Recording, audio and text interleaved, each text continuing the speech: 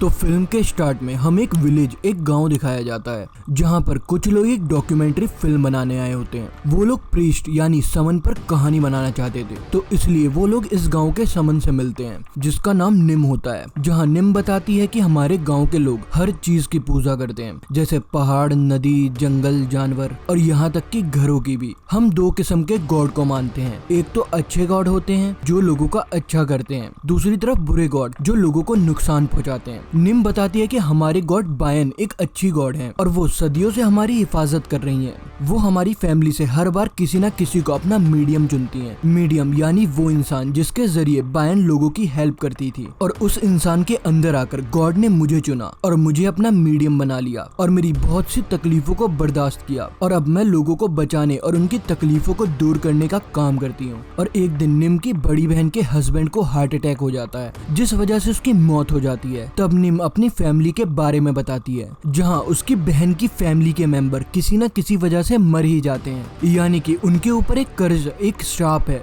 जो अब उसकी बहनों को झेलना पड़ रहा है। निम अब अपनी बहन के घर पर आती है क्योंकि उसकी फैमिली में सब मर चुके थे और बची थी सिर्फ उसकी बहन और उसकी बहन की बेटी जिसका नाम मिंग होता है। मिंग का रवैया निम को बिल्कुल अच्छा नहीं लगता क्योंकि उसको बात बात पर गुस्सा आ जाया करता था। एक रात निम जब मिंग को आवाज देती है मगर मिंग उसको कोई जवाब नहीं देती। तब निम की नजर मिंग पर पड़ जाती है जो एक बूढ़ी औरत को घूर रही थी, और जब सुबह होती है तब ये लोग देखते हैं कि उस बूढ़ी औरत की मौत हो गई है। और ये सब देखकर निम को अपनी बहन की बेटी मिंग के अंदर कुछ अजीब सा लग रहा था, इसलिए अगले दिन वो दोबारा अपनी बहन के घर आती है जो कमरे से कुछ ढूंढने लगी थी, और तलाशी लेने पर उसे मिंग की अलमारी से कुछ ऐसा सामान मिलता है जिससे भूत प्रेत से बचा जा सकता था। और तभी अचानक से वहाँ पर मिंग आ गई थी जिसने उससे सारा सामान ले लिया था और उसे वहाँ से जाने को कहती है। और ये सब देखकर निम अपनी बहन से पूछती है कि आखिर तुम्हारे घर में चल क्या रहा है, बताओ मुझे, कुछ तो गड़बड़ है। जिस पर उसकी बहन जवाब देती है और कहती है कुछ नहीं, और मिंग को अपने घर जाने को कहती है। और मिंग भी अपनी बहन के घर से वापस आ गई थी। डॉक्यूमेंट्री की टीम निम से पूछती है कि कमरे में भूत प्रेत को भगाने का सामान क्यों था, जिस पर निम कहती है कि इस बारे में मैं भी कुछ नहीं जानती। निम कहती है कि मुझसे पहले गॉड ने मेरी बहन को अपने लिए चुना था मगर वो समन नहीं बनना चाहती थी, इसलिए वो वहाँ से भाग गई। और अब हमें मिंग की मॉम दिखाई जाती है जो गोश्त यानी कि मीट बेचने का काम किया करती थी।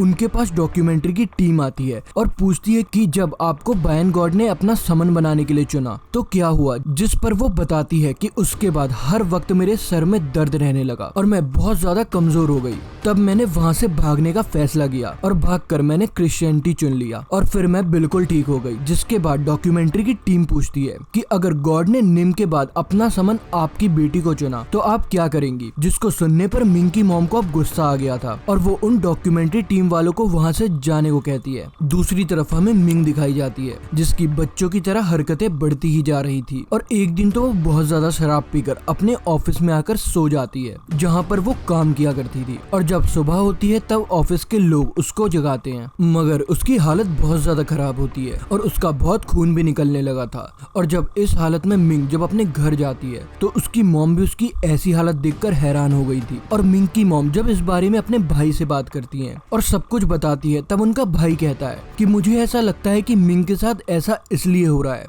क्योंकि हमारे गॉड ने उसे अपना अगला मीडियम चुनना चाहते हैं और हमें इस बात की इजाजत दे देनी चाहिए। उधर मिंग के बॉस ने भी उसे ऑफिस से निकाल दिया था क्योंकि मिंग रोज ऑफिस बंद होने के बाद उधर जाकर गलत हरकतें किया करती थी, जिसका पता बॉस को कैमरे रिकॉर्डिंग में पता लगता है। और मिंग भी इन सब चीजों से बहुत ज्यादा तंग आ चुकी थी और जिसकी वजह से मिंग खुद को मारने की भी कोशिश करती है, मगर जल्द ही उसकी मॉम आकर उसको देख लेती है और उसको बचाकर हॉस्पिटल ले जाती है। और जब निम हॉस्पिटल में मिंग से मिलने आती है तब निम की बहन उसको बताती है कि मिंग के साथ सब कुछ वैसा ही हो रहा है जैसा कि तुम्हारे और मेरे साथ हुआ था जब हमारे गॉड ने हमें अपना मीडियम बनाने के लिए हमें अपना समन चुना था। जिसको सुनकर निम कहती है नहीं, ये बायन गॉड की आत्मा नहीं है बल्कि कोई बुरी ताकत है जिसने हमारी मिंग पर कब्जा कर लिया है। और इन सब बातों के बारे में पता करने के लिए निम दोबारा से अपने बहन के घर जाती है और उसे वहाँ पर आकर एक और बात पता लगती है, जैसा कि हमें कहानी के स्टार्टिंग में बताया गया था कि निम की फैमिली के लोग बेवजह मारे जाते बताते थे कि निम की फैमिली के लोग बेवजह मारे जाते थे, जहाँ पर निम को पता लगता है कि उसकी बहन के बेटे की मौत किसी हादसे की वजह से नहीं हुई, बल्कि उसने अपनी जान खुद ही ले ली थी। और अब निम उस जगह पर जाती है जहाँ पर उसकी बहन के बेटे ने खुद को मारा था, और ये उस जगह पर जाकर उसकी आत्मा को बुलाकर पूछती है कि तुम अपनी बहन को क्यों तंग कर रहे हो, मगर उसको वहाँ से कोई जवाब नहीं मिलता। तभी निम वहाँ पर रिचुअल यानी कि जादू करने लगती है। उधर दूसरी तरफ निम की बहन अपनी बेटी मिंग को एक प्रीस्ट के पास लेकर जाती है और पूजा करवाने लगती है। तभी वहाँ पर निम आ गई थी और वो उसको रोक कर कहती है कि तुम जानती भी हो तुम क्या करने वाली थी। और ये सब देखकर मिंग को गुस्सा आ गया था और वो वहाँ से भाग जाती है और भागकर ना जाने वो कहाँ चली गई थी। और सब लोग उसको बहुत ढूंढते हैं मगर उसका कहीं भी पता नहीं लगता।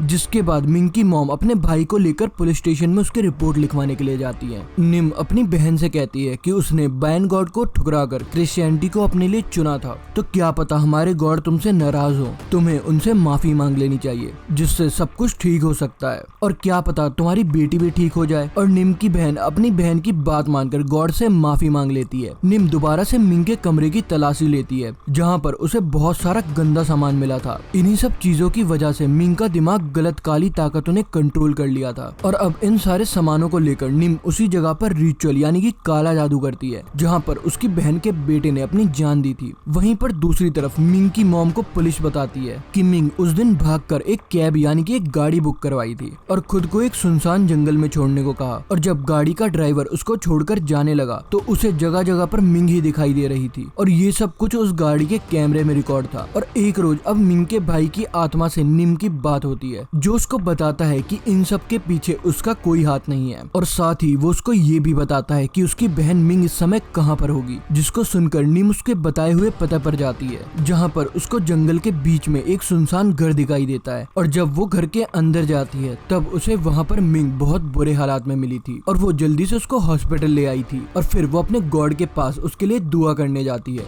जहाँ पर जाकर निम को पता चलता है कि उनकी बनाई हुई गॉड की मूर्ति का सर अपने आप जिस्म से अलग था। और ये सब देखने के बाद निम दोबारा से अपनी बहन के घर जाती है और मिंग के अंदर आई हुई काली ताकत से पूछती है कि आखिर तुम कौन हो, जिस पर मिंग उससे जवाब देती है कि तुम समन हो ना, तो तुम खुद ही पता कर लो कि मैं कौन हूँ। निम अब उसको अपने मास्टर प्रीस्ट के पास लेकर जाती है ताकि वो उसका इलाज करवा सके और बता सके कि आखिर मिंग के अंदर क्या चीज है। जिसके बाद मास्टर प्रीस्ट बताते हैं कि मिंग के अंदर बहुत सारी आत्माएं हैं, इंसानों की ही नहीं बल्कि जानवरों की भी, और हमें इसके लिए बहुत बड़ा रिचुअल करना होगा जिससे हमें उन सारी ताकतों को कैद कर सकते हैं। और हम ये उसी जगह पर करेंगे जहाँ पर तुम्हें मिंग बेहोश मिली थी। जिसके बाद मिंग की मॉम उससे पूछती है कि हमारे साथ ऐसा क्यों हो रहा है, जिस पर वो प्रीस्ट बताते हैं कि तुम्हारे हस्बैंड के दादा परदादा ने बहुत सारे लोगों के सर काटे थे और ऊपर से तुमने बाइन गॉड को ठुकराकर उस इंसान से शादी कर ली जिसकी पूरी फैमिली पर कर्ज था यानी कि श्राप था। और इन सारी चीजों का असर साफ तुम्हारी बेटी पर नजर आ रहा है। निम अपनी बहन को समझाती है कि हमें कुछ तो करना होगा। और मिंग की मॉम ये सारी बातें डॉक्यूमेंट्री टीम को बता रही थी और वो उन्हें बताती है कि जब मैं सुबह को उठती हूँ तो मेरा सारा घर बिखरा होता है और हर चीज अपनी जगह से अलग होती है। और इन सारी चीजों के बारे में जानने के लिए कि रात में ऐसा क्या होता था, डॉक्यूमेंट्री की टीम मिंग के घर पर कैमरे को लगा देती है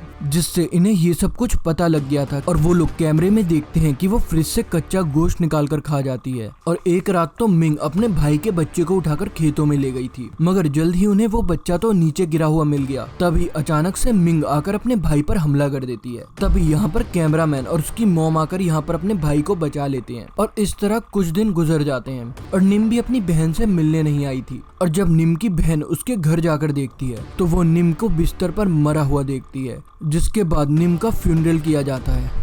निम की बहन मास्टर प्रीस्ट से पूछती है कि अचानक से ऐसे निम की मौत कैसे हो गई, मगर मास्टर प्रीस्ट कहते हैं कि इस बारे में तो मैं कुछ भी नहीं जानता और निम की मौत का राज किसी को भी नहीं पता चलता। तब मास्टर प्रीस्ट कहते हैं कि हमें जो रिचुअल यानी कि जादू करने का दिन तय किया था उसी दिन हमें ये रिचुअल करना होगा। अब रिचुअल उसी सुनसान घर में शुरू किया जाता है। इन लोगों को सारी आत्माओं को एक मटके में कैद करना था और फिर उस मटके को जलाना था और मिंग को इन्हें तब तक उसी घर में कैद करना होगा जब तक रिचुअल खत्म ना हो जाए। और ये लोग उसके कमरे के दरवाजे पर कुछ लिखकर चिपका देते हैं जिससे वो दरवाजा ना खोल पाए। और बाकी के लोगों को भी दरवाजा खोलने से मना करते हैं, चाहे मिंग किसी भी हालात में क्यों ना हो। और दूसरी तरफ रिचुअल किया जा रहा था। मिंग की मॉम के अंदर सभी आत्माओं को बुलाकर एक मटके में कैद कर दिया जाता है। दूसरी तरफ मिंग के कमरे से इन लोगों को किसी बच्चे की रोने की आवाज आ रही थी और कैमरामैन उसकी मॉम के भाई की वाइफ को बहुत समझाता है कि ये तुम्हारा बच्चा नहीं है, मगर वो उसकी एक भी बात नहीं सुनती और वो दरवाजे को खोल देती है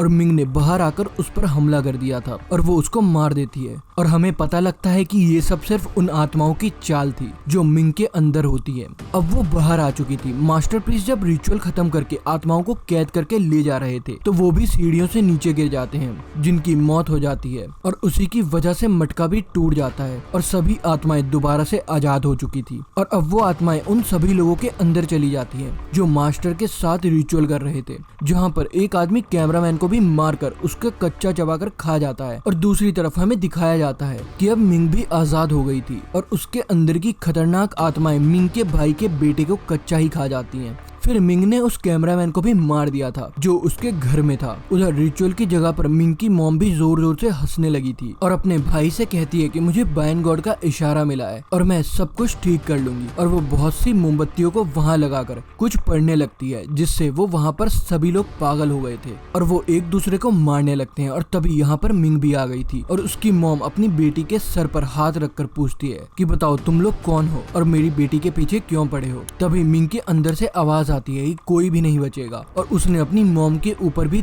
तेल डालकर उसको जिंदा ही जला दिया था। और अब आखिर में इस डॉक्यूमेंट्री को रिकॉर्ड करने वाला एक कैमरामैन बचा था जिसको भी मिंग मार देती है, जिस वजह से उसका कैमरा नीचे गिर गया था। और उसके कैमरे में आखिरी रिकॉर्ड वीडियो के मुताबिक हमें दिखाया जाता है कि निम जब बायन गॉड की पूजा कर रही थी तो उसने थाली को नीचे गिरा दिया था। और जब कैमरामैन पूछता है कि क्या हुआ, तब वो बताती है कि मुझे ऐसा लगता है कि बायन गॉड अब हमारे साथ नहीं है, क्योंकि मैं एक श्रापित फैमिली की मदद कर रही हूँ और उसकी भी जो बायन गॉड को ठुकरा कर चली गई थी, क्योंकि वो जान चुकी थी कि वो उनसे नाराज होकर जा चुके हैं। तभी उसे मूर्ति टूटी हुई मिली थी और निम जान चुकी थी कि बहुत कुछ गलत होने वाला है और वो किसी की भी मदद नहीं कर सकती, इसलिए उसने कुछ खाकर अपनी जान ले ली। और इसी के साथ ये कहानी यहाँ पर खत्म हो जाती है।